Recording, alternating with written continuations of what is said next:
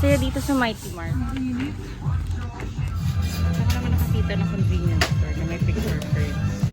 Hi YouTube friends! Welcome to my channel. I am Sheng and I post lifestyle, DIYs, and art-related stuff every week.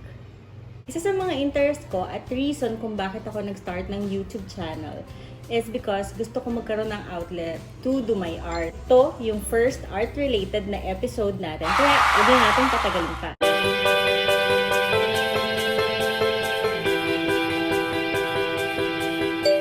Ang episode natin for today ay one-line art tutorial. So para sa mga hindi nakakaalam kung ano yung one-line art, papakita ko lang sa inyo yung mga samples. So yan.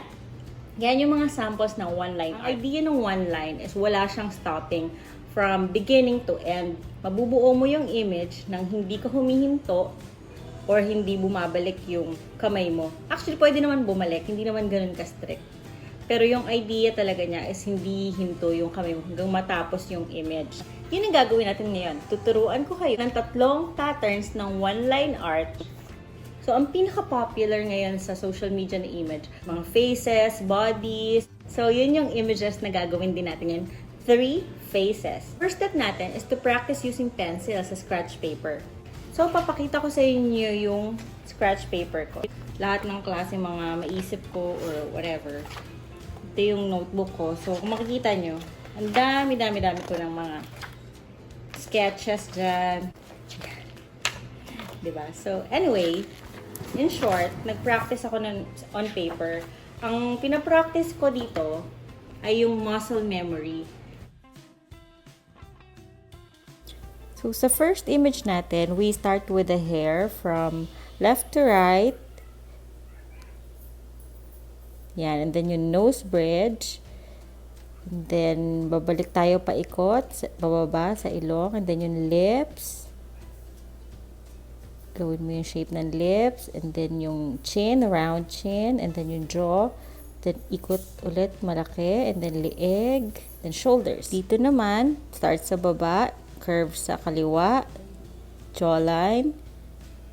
Eyes. And then nose. Ikot ulit. And then yung shape ng lips.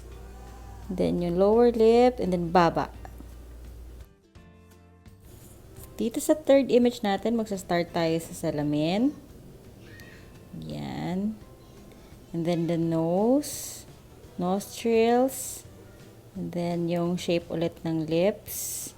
And then lower lip, mapapansin nyo palagi tayo naglo-loop sa lower lip. And then ito meron siyang curve papunta sa mata, may detail tayo ng mata.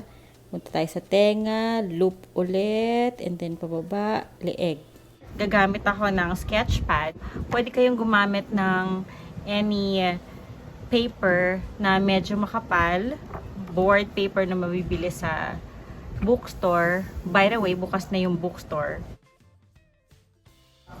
So, okay. Now we will start. Sa first image natin, yung over the shoulder. Ready na yung paper natin. So, mga ganito kalaki yung gusto natin na size ng head. Start to the hair, and then the nose,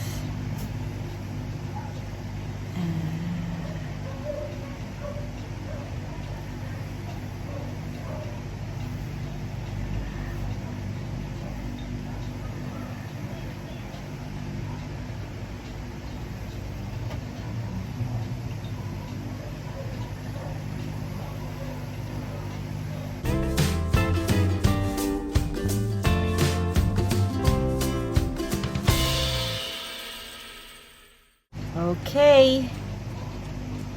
So, that's our over the shoulder. Medyo successful naman. Proportion yung lips natin.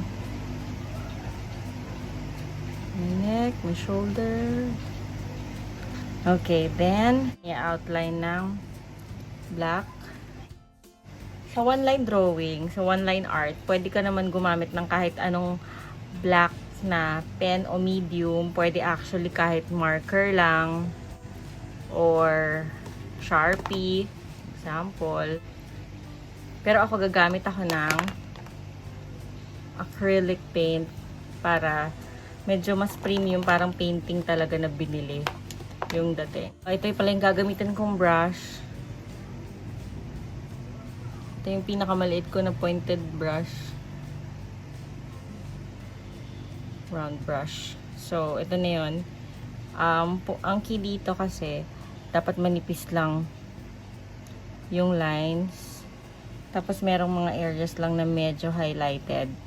Pero that's it. Dapat talaga mukhang one line. Pero ngayong magte-trace na tayo, okay lang naman na hindi na continuous yung line. Sabi ko nga, beginner lang tayo, so okay lang, don't be so hard on yourselves. Tsaka kung ginawa mo na siya in pencil ng one line, alam mo naman na sa sarili mo na kaya mo siyang gawin ng one line. Hindi lang tayo makapag-commit sa block agad. Yung mga commitment issues.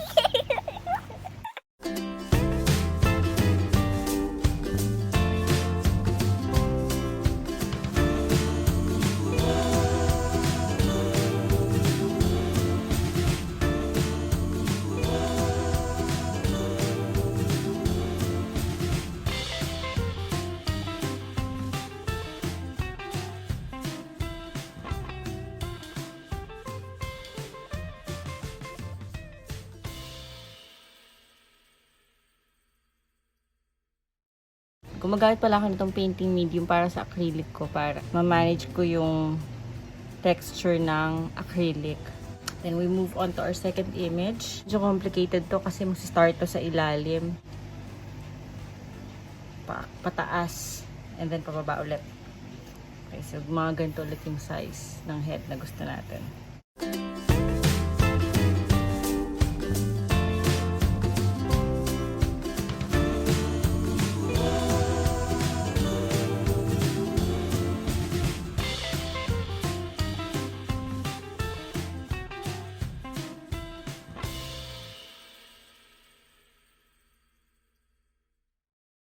Ganun lang, kasimple. That's how simple it is. Meron na tayong second face image. Napakadali. Ito yung easiest kapag na-practice. Kasi mabilis lang siyang tapusin. Except that sa ilalim siya nagsimula. So, medyo unusual. Pero, with practice, makagawa nito.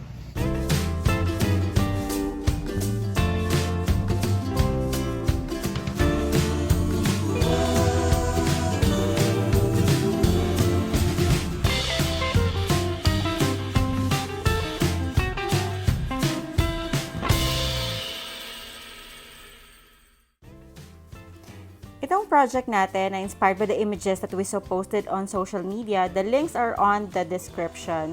Dinagdagan lang natin ng mga small details para mas personalized. And anyway, if you're doing it by hand, may iba din yung strokes niya. Yun yung second image natin.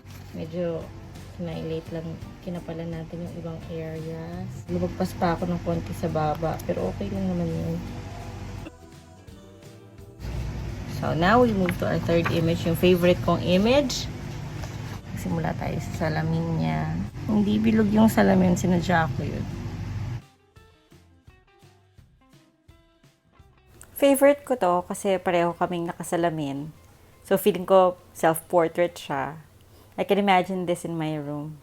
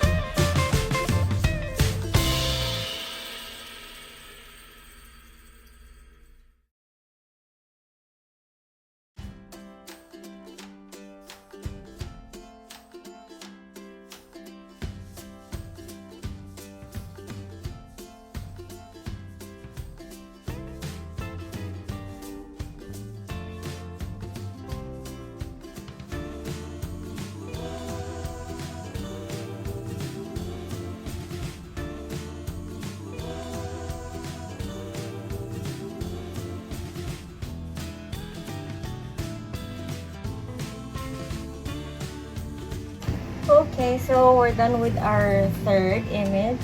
So, kinapalan ko itong mga parts na gusto kong highlight, like yung frame ng salamin, yung lips niya, yung baba, and yung nose line.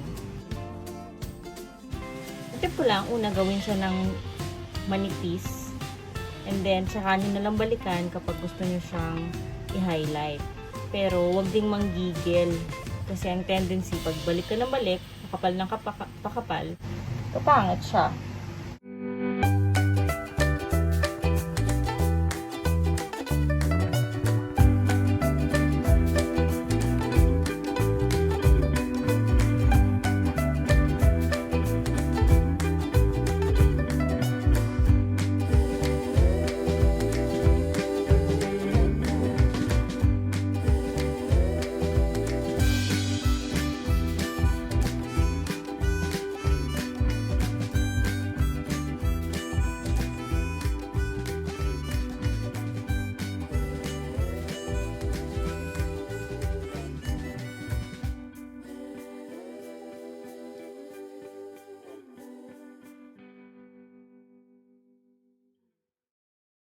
And yung latest, hottest, and trendiest kind of art this season na nakikita natin sa mga vloggers, lifestyle channels, magazines, interior design pages. So basically, yan yung in thing ngayon when it comes to sprucing up your space or kapag ka gusto mo ng bagong look sa space mo. So yan, I hope you liked our project this week. I'm sure kayang-kaya nyo rin yan gawin sa mga bahay ninyo. Like and share this post. And kung hindi ka pa nakasubscribe, don't forget to subscribe to my channel. I hope to see your post na meron na kayong one-line art next time. If you like this project, please don't hesitate to comment down below and let me know kung ano pang mga klaseng art projects ang gusto nyong gawin natin next time. Bye! Till next video!